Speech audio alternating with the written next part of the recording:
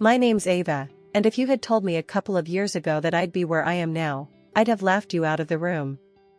Back then, I was all about chasing stories, living off caffeine, and making my mark in the world of journalism. PR was just a blip on my radar, something I thought I'd never touch. Life's funny that way, huh? This story really kicks off on what I thought was just another Tuesday. I was in this cozy little cafe downtown, glued to my phone, deep in conversation about some PR campaign that was giving me a headache. The kind of talk where if you're not in the biz, it sounds like I'm speaking another language. Yeah, I get it. But if we pivot the narrative towards a more grassroots approach, we can totally bypass the traditional media gatekeepers. I remember saying, probably a bit louder than necessary. I've always had a voice that carries. And there's this guy, sitting all by himself at the next table. Couldn't have been more than 30, dressed casual, but neat. He's got this look on his face like he's trying to solve a puzzle, but missing half the pieces. I wrap up the call, let out a long sigh, and that's when I notice him staring. Not in a creepy way, more bewildered than anything. What? Never heard a woman talk shop before? I shot at him, half annoyed, half amused. He just blinks, then breaks into this easy, disarming grin. Actually, I was trying to figure out what language you were speaking. Sounded like English, but I couldn't make head or tail of it. I couldn't help but laugh. It's called PR speak. It's English, but for masochists who like their jobs a little too much. He chuckles, slides his chair a bit closer. Ethan, he introduces himself, offering a hand. Ava, I reply, shaking his hand. His grip's firm, honest.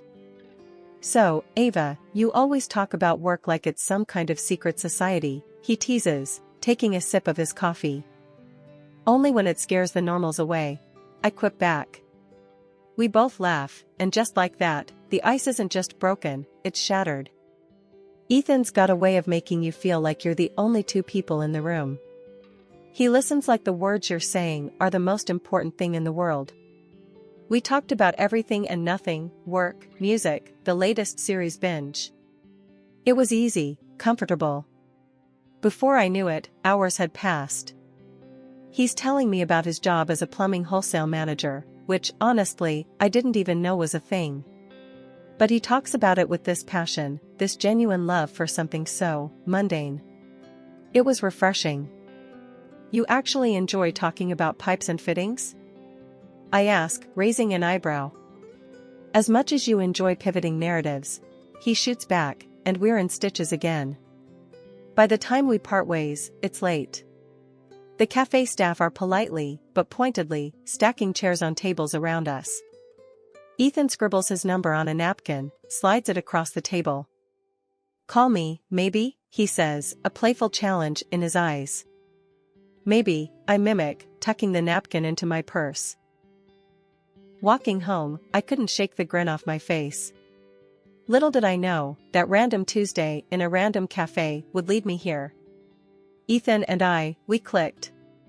It wasn't just attraction, it was like finding a piece of yourself you didn't know was missing. Fast forward a bit, and Ethan and I are knee-deep in what can only be described as the chaos of wedding planning.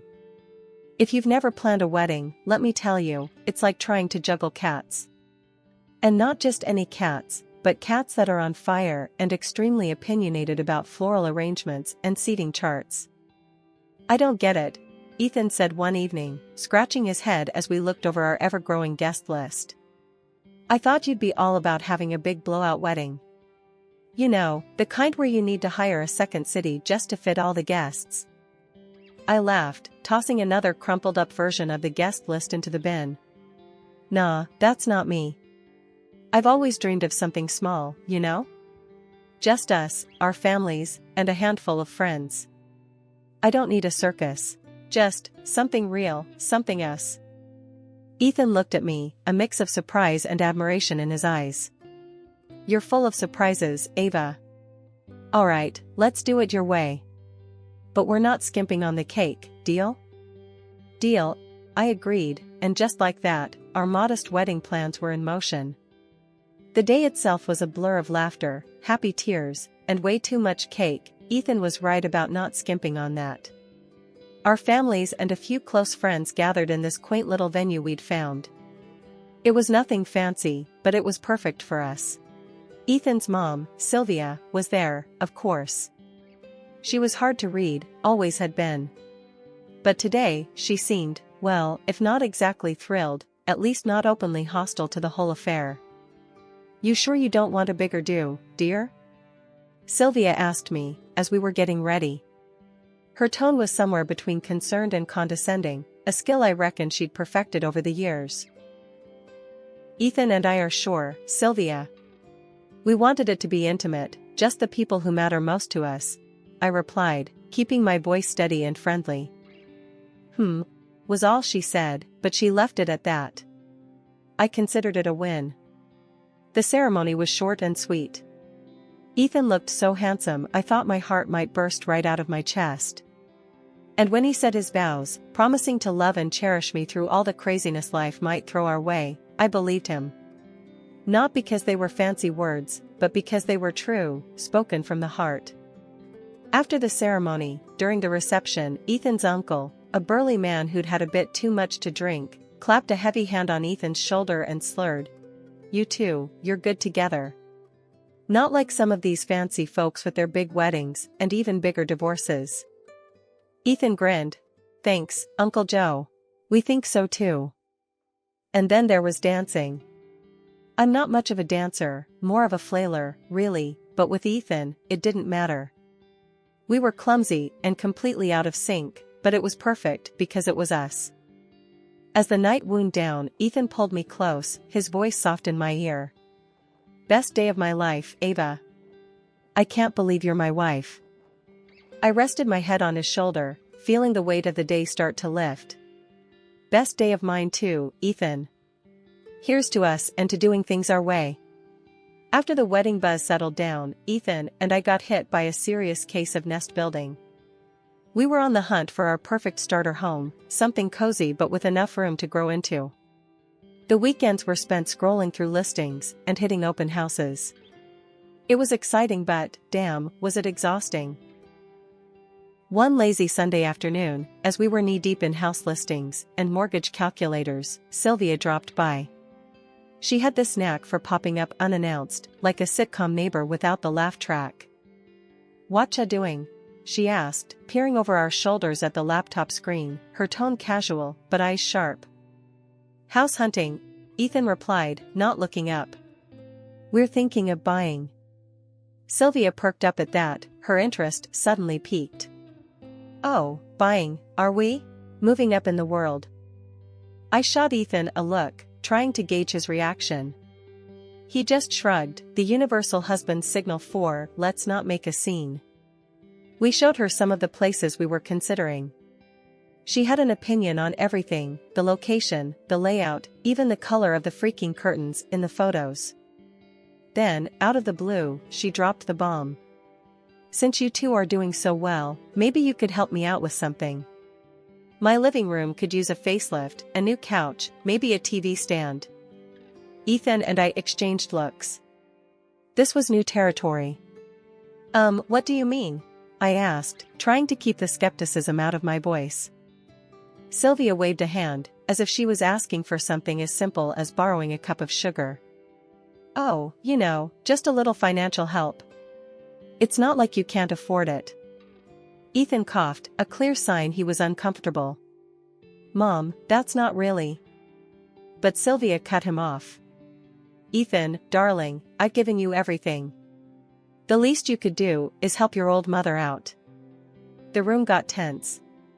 I could see Ethan wrestling with himself, the guilt Sylvia was laying on thick. "Okay, Mom. We'll see what we can do," he finally said, deflating like a balloon. I was floored. Just like that? We were going to dip into our house fund for Sylvia's living room makeover? After Sylvia left, with a smug little smile and a list of furniture stores, Ethan and I had it out. "Ethan, what the hell? Why'd you just roll over like that?" I was pacing, my hand slicing the air, for emphasis. He was on the couch, head in hands. Ava, it's my mom. What was I supposed to do? Say no? Yes. That's exactly what you were supposed to say. I shot back. We've been saving for months, and now we're supposed to just hand it over for her living room? Ethan stood up, his frustration matching mine. I know. It's just, she's my mom. It's complicated. Complicated doesn't even start to cover it, Ethan. We're talking about our future here. Not just some new furniture for your mom. The argument went back and forth, a tennis match of frustration and guilt. It was like a merry-go-round of frustration. We finally agree that Ethan went too far by giving Sylvia access to our shared account, a decision we both regretted pretty quickly. But agreeing doesn't fix the feeling that our plans just took a major hit. That night, as we lay in bed, the air still thick between us, Ethan whispered, I'm sorry, Ava. We'll figure this out. Together. Yeah. I whispered back, not convinced, but wanting to believe. Together. After the whole living room saga, you'd think we'd get a breather. But nope, life had more in store for us, especially with Sylvia. This time, the battlefield was social media. Yeah, that's right. Facebook, Instagram, you name it. Sylvia suddenly became tech-savvy and found a new way to stir the pot. One evening, I'm scrolling through my feed, and I see a notification pop up. Sylvia commented on one of my posts. A picture from a work event, me in front of this big crowd, mic in hand, doing my PR thing. Her comment? Must be nice to travel and eat out all the time while some of us can barely afford a coffee. I stared at the screen, my blood boiling. Ethan! I yelled, not caring that it was past 11 p.m. and he was probably dozing off. He came running, phone in hand, a look of what now, plastered on his face. Look at this. I shoved my phone in his face, pointing at Sylvia's comment. He squinted, read, and then let out a long sigh. Mom's at it again, huh? At it again? She's practically painting me as some sort of millionaire while she plays the poor, neglected mother. It's embarrassing, Ethan. I was pacing now, every word punctuated with a stab of my finger in the air, as if I could physically grab my frustration and fling it out the window. Ethan grabbed my shoulders, forcing me to look at him. Ava, let's just talk to her, okay? Maybe she doesn't realize. Doesn't realize? I snorted, pulling away. She knows exactly what she's doing. This is about that damn living room and Hawaii. I'll call her in the morning, Ethan promised, but we both knew it was a band-aid on a bullet wound. The next day, true to his word, Ethan called Sylvia. I only caught his side of the conversation, but it was enough to paint a pretty clear picture. Mom, you can't post stuff like that. Yes, I get you're joking, but... No, Mom, it looks bad. Ava's upset. Well, maybe think before you post? It went on like that for a good 20 minutes.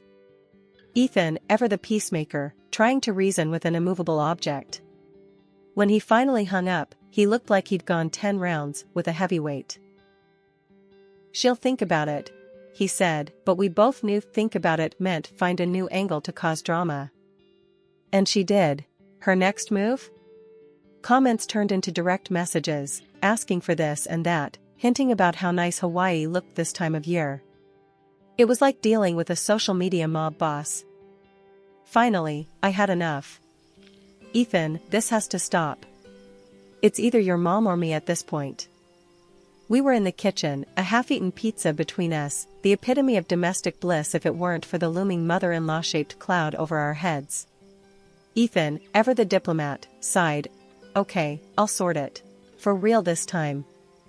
But here's the kicker. Despite our grand plans of cutting off Sylvia's financial lifeline and blocking her online, we caved. Yeah, you heard me. We paid for Sylvia's damn trip to Hawaii. Why? Maybe it was guilt, maybe it was exhaustion, or maybe we just wanted a moment's peace. Whatever it was, it worked. Sylvia was over the moon, spending weeks packing and shopping for her tropical getaway as if she was fleeing the country. New clothes, new luggage, you name it. Ethan and I?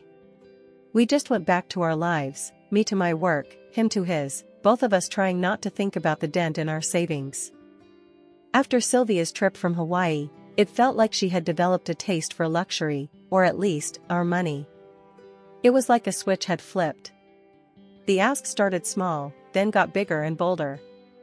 Ethan and I were her personal ATM, and she wasn't shy about making withdrawals. "Ethan, your mom's at it again," I grumbled one evening after dinner, waving my phone at him with the latest message from Sylvia, a thinly veiled request for a small loan for some new luxury she'd taken a fancy to. Ethan, bless him, looked like a man on the edge. "I know, Ava. I'll handle it," he sighed, scrubbing a hand down his face. "Handle it? How, Ethan?" "By saying, please stop, Mom? Because that's working out great so far," I snapped, frustration getting the better of me. He didn't respond right away, just stared at the table, jaw working. Finally, he looked up. "I'll talk to her. Seriously, this time. No more Mr. Nice Guy." And he did talk to her, or at least he tried. But Sylvia? She turned on the waterworks, painting herself as the victim, saying we didn't appreciate all she'd done for us. "I'll show you," she'd hissed through tears when Ethan stood his ground.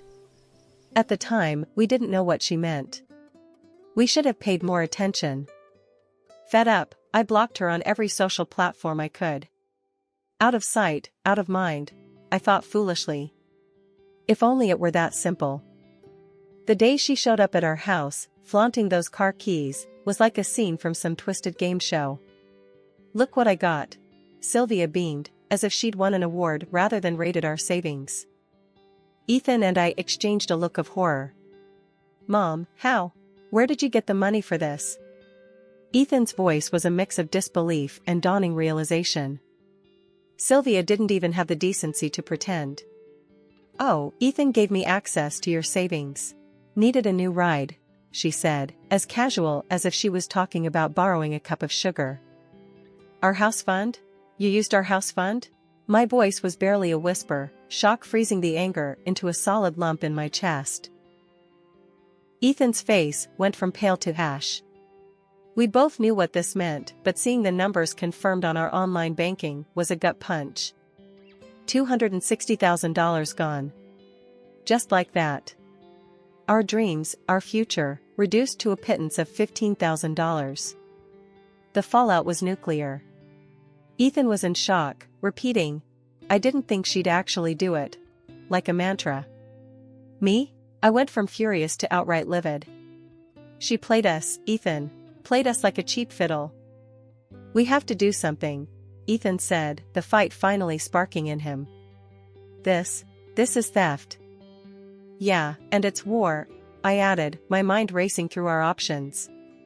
Legal action, cutting ties, confronting Sylvia, it was all on the table now. Ethan nodded, determination replacing the shock. "We'll get it back, Ava. Every penny." When the truth came out that Sylvia had plundered our savings, Ethan was beyond furious, he was incandescent with rage. "Mom, how could you?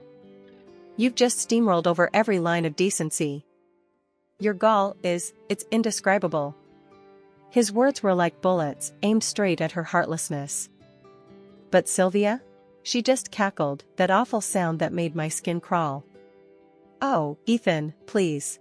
Ava's raking it in. You'll fill that house fund up again in no time," she said, dismissing our financial ruin like it was a minor inconvenience. That was the final straw for Ethan. "Out, now.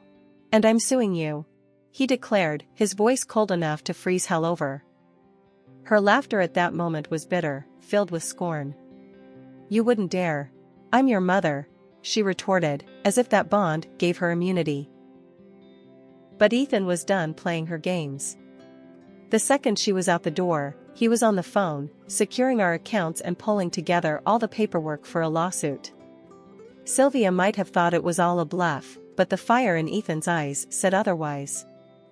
When the reality of the lawsuit hit her, Sylvia's reaction was volcanic.